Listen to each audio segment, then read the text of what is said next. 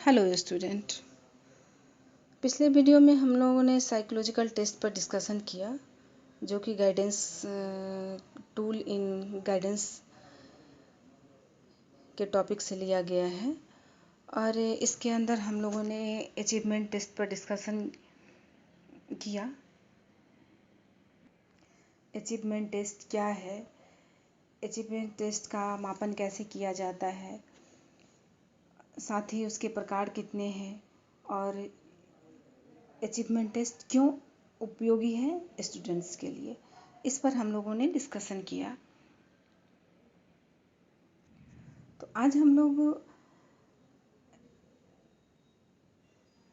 इसके दूसरे टॉपिक पर बात करेंगे, जो कि साइकोलॉजिकल टेस्ट के लिए ही एक टेस्ट है, निदानात्मक परीक्षण, डायग्नोस्टिक टेस्ट। तो पहले हम लोग निदानात्मक टेस्ट के बारे में समझते हैं कि निदानात्मक टेस्ट है क्या। तो जैसे हम लोगों ने निष्पत्ति परीक्षण यानी कि अचीवमेंट टेस्ट के विषय में हम लोगों ने बात किया था पहले। तो अचीवमेंट टेस्ट जो है वो बालक के शैक्षिक योग्यताओं का मापन किया जाता है तथा सरल शब्दों में अगर कहें तो छात्र ने किस विषय से संबंधित पाठ्य वस्तु को कितना सीख लिया है, उसे उपलब्धि या अचीवमेंट टेस्ट कहते हैं। इस प्रकार से बच्चों ने कितना सीखा ये तो पता चलता है, लेकिन बच्चों में क्या कमी है, किस कारण से उन्होंने नहीं सीखा, उनको और इम्प्रूवमेंट की आवश्यकता थी, लेकिन वो कारण क्या है ये नहीं पता चल पाता है। इसके लिए निदानात्मक परीक्षणों का उपयोग किया जाता है।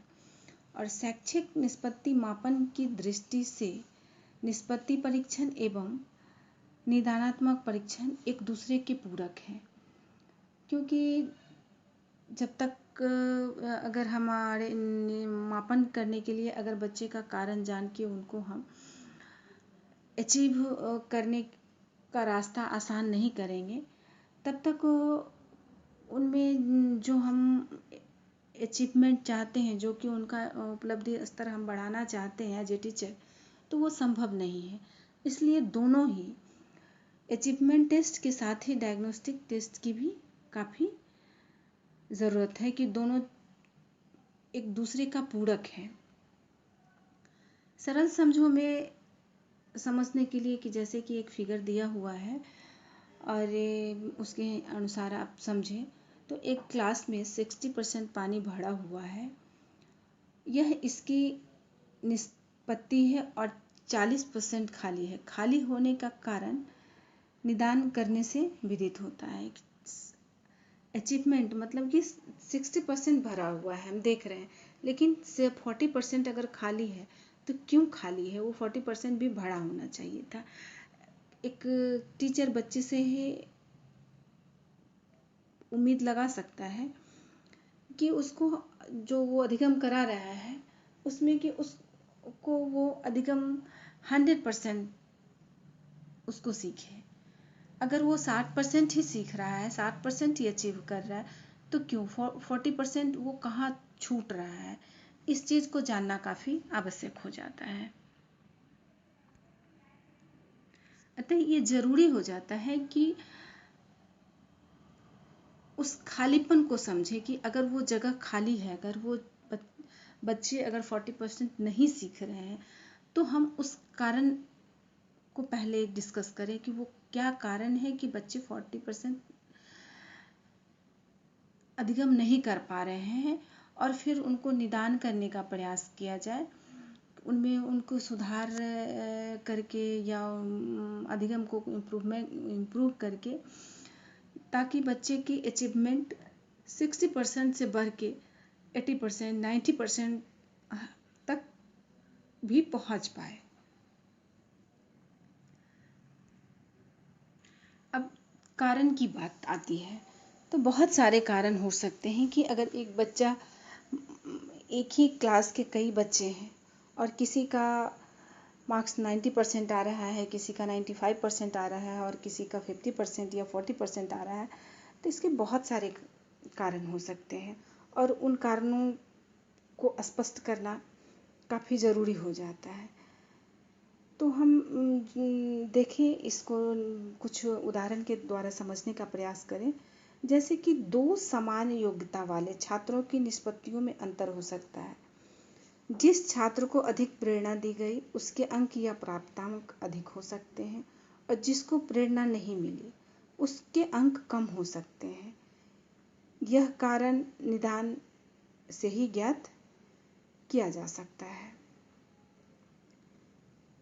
इसमें भी बहुत अलग अलग रीज़न हो सकता है कि किस प्रकार की अभिप्रेरणा दी गई।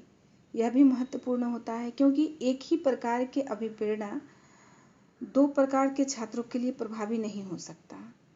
अंतर्मुखी छात्रों के लिए निरंतर प्रेरणा की आवश्यकता होती है, जबकि बहिर्मुखी छात्रों के लिए कभी कभी प्रेरणा देने की ही पर्याप्त होता है।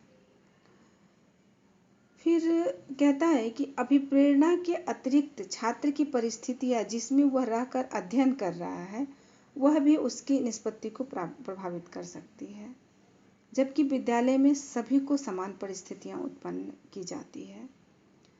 तीसरा कारण परीक्षा और परीक्षक की परिस्थितियां भी हो सकती है कि परीक्षण में छात्र की पाठ्य वस्तु एवं उसकी लेखन विधि अच्छे अंकों के लिए महत्वपूर्ण भूमिका का निर्वाह करते हैं। तो तीनों चीज़ को समझ रहे हैं हम लोग कि पहला कि अगर किसी बच्चे को एक ही क्लास के बच्चे हैं और किसी को अच्छे मोटिवेट किया जा रहा है कि आप बहुत अचीव कर रहे हो, आप बहुत अच्छे हो, और उसी में अगर दूसरे बच्चे को उस तरह का नहीं फीडबैक मिलता है या उसको नहीं प्रेरणा मिलती है तो फिर वो उसके पिछड़ने का कारण होता है। फिर और अगर हम एक ही कंडीशन दो बच्चे के लिए भी लगाते हैं तो वो भी संभव नहीं है। तो ये बहुत सारा ऐसा कारण होता है जो अलग अलग बच्चों के लिए अलग अलग तरह का निर्देशन की आवश्यकता होती है। हम लोगों ने इंडिविजुअल डिफरेंसेस पढ़ा जिसमें कि इन सारी चीज़ों पे डिस्कशन हुआ कि सबकी जो बिहेवियर होते हैं, सबके जो रहन सहन होते हैं, चेहरे मूर्त अलग होते हैं और उनकी सोच, उनकी बात, सब कुछ कहीं ना कहीं हर एक व्यक्ति का अपना अलग होता है और उनके व्यवहार के अनुसार, उनकी सोच के अनुसार ही उनको निर्देशन की भी आवश्यकता पड़ती है। तो निदान के अंतर्गत कम अंक प्राप्त करने वाले को कार्य का पता लगाया जाता है और फिर उनका निदान प्रक्रिया के अंतर्गत केवल निदानात्मक परीक्षाओं तक सीमित न रखते हुए समस्त परिस्थितियों का अवलोकन करके विशिष्ट प्रभावों का ज्ञान किया जाता है। निदान के अंतर्गत वस्तुनिष्ठ विधियों एवं प्रविधियों का प्रयोग किया जाता है। आधुनिक निदान के अंतर्गत छात्र के व्यवहार के सभी क्षेत्रों को सम्मिलित किया जाता है। उसे एक क्षेत्र तक संकुचित रूप से सीमित नहीं रखते हैं। इस निदान के प्रारूप में सामान्य क्षेत्रों की अयोग्यताएं, उद्देश्यों एवं विधियों का विभिन्न व्यक्तियों का प्रभाव का अध्ययन किया जाता है और इसके अंतर्गत सामूहिक निदान किया जाता है। इसे केवल एक व्यक्ति के निदान तक सीमित नहीं रखा जाता है। आधुनिक निदान की प्रक्रिया के अंतर्गत संचयी आलेखों, जो हम लोगों ने इससे पहले इसी के टूल के अंतर्गत ही हम लोगों ने पढ़ा, सतत परीक्षणों का प्रयोग किया जाता है और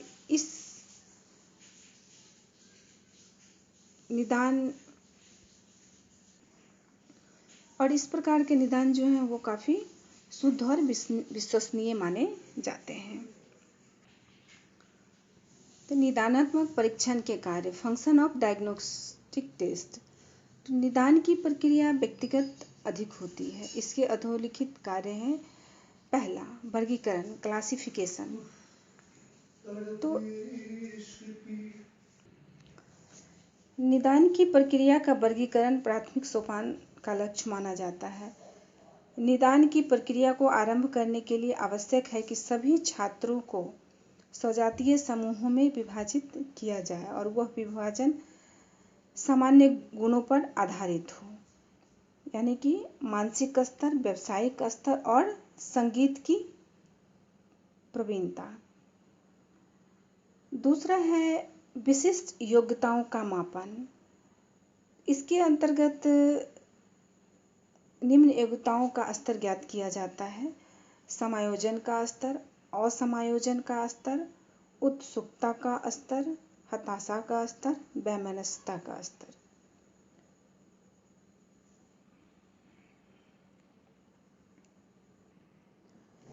तीसरा है निदान संबंधी कारण।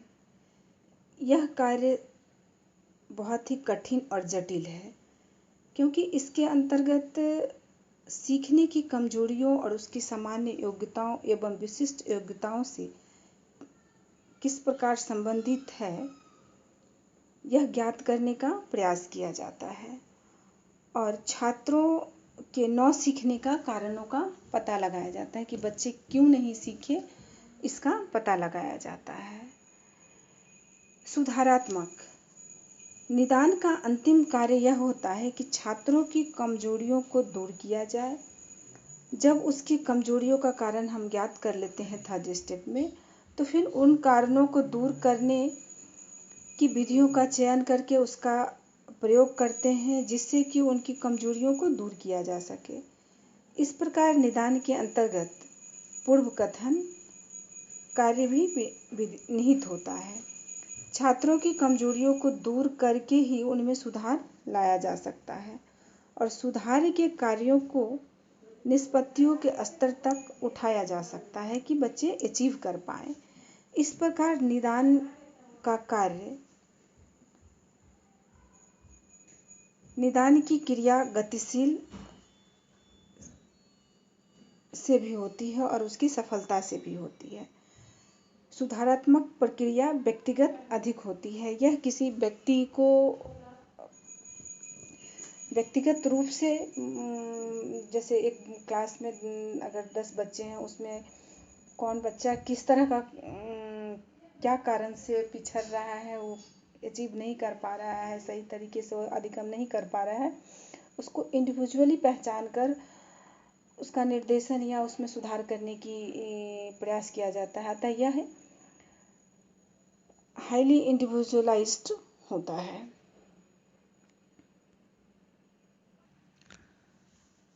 डायग्नोस्टिक टेस्ट के टाइप्स, तो इसके दो प्रकार हैं: निरीक्षण विधि और दूसरा है निदानात्मक परीक्षण।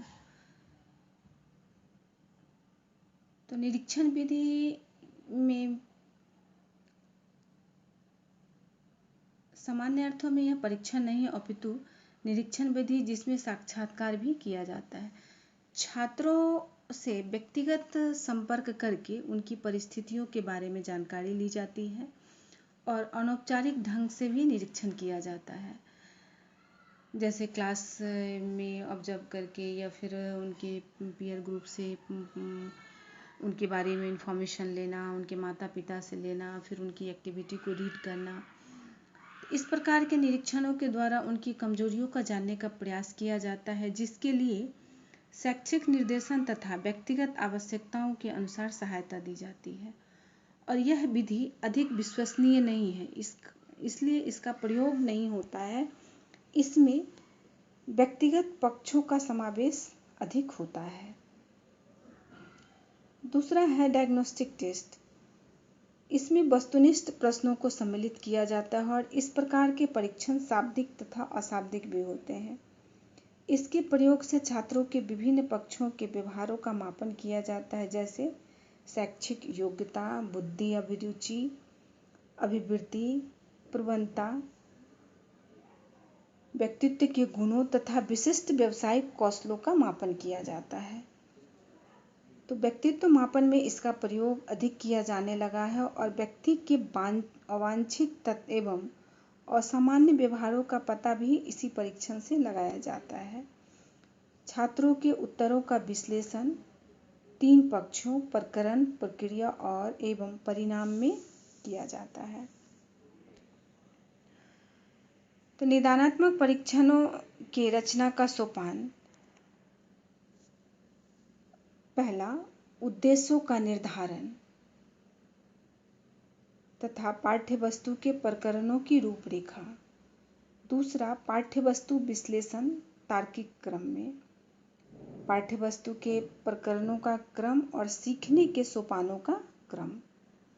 पाठ्यवस्तु में कठिनाई क्रम का निर्धारण, परीक्षण के पदों के प्रकार का निर्धारण, परीक्षणों के पदों का सुधार, पाठ्यवस्तु के तार्किक क्रम का विश्लेषण तथा परीक्षणों के अंतिम प्रारूप की तैयारी।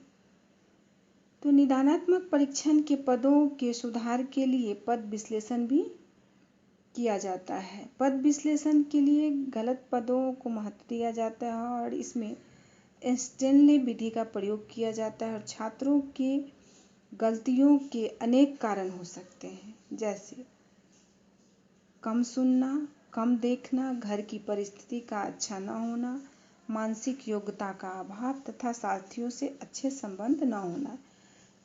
इस प्रकार ऐसे भी कारण हो सकते हैं जो अध्यापक की पहुंच में नहीं होते, जिसमें माता पिता तथा अन्य लोगों की भूमिका आवश्यक हो सकती है।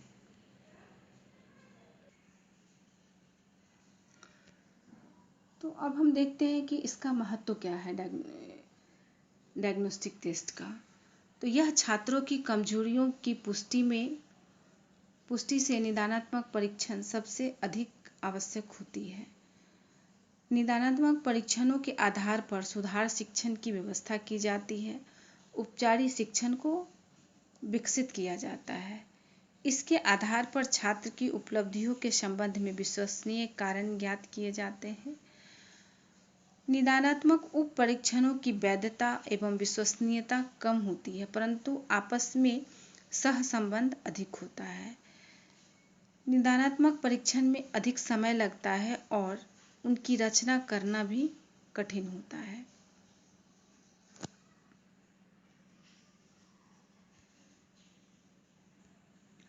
तो आज हम लोग निदानात्मक परीक्षण के बारे में पढ़े, जिसमें हम लोगों ने देखा कि निदानात्मक परीक्षण जो है वह बच्चे के अधिगम ना होने के कारण क्यों बच्चे पिछड़ रहे हैं, इसका पता लगाने के लिए काफ़ी आवश्यक होता है। जहाँ हम लोगों ने कल या पिछले वीडियो में जो हम लोगों ने पढ़ा कि निष्पत्ति परीक्षण अचीवमेंट टेस्ट, तो उसमें बच्चे कितना अचीव कर रहे हैं ये पता लगाया जाता है, लेकिन इसमें बच्चे अचीव किए, कितना किए, और उसमें अगर कोई बच्चा अचीवमेंट सही तरीके से पिछड़ गया है तो वो क्या वजह है कि वो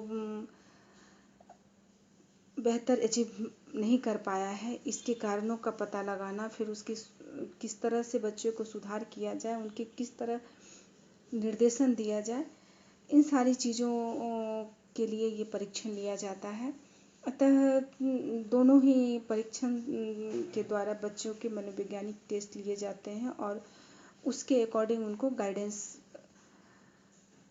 प्रोवाइड किया जाता है।